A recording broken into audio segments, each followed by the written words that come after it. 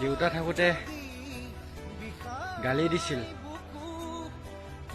তই কিয় অনাই বনাই ঘূৰি ফুৰ।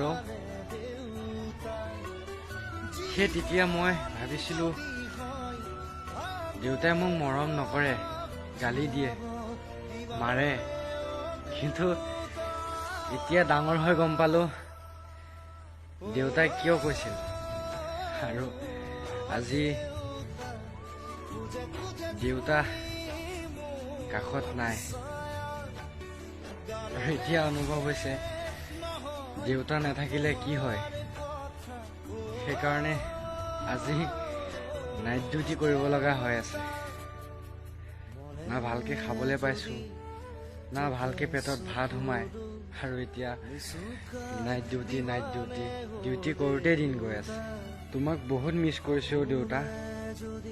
তুমি মোক আজি অকলে এৰি থৈ এনেকৈ গুচি গ'লা।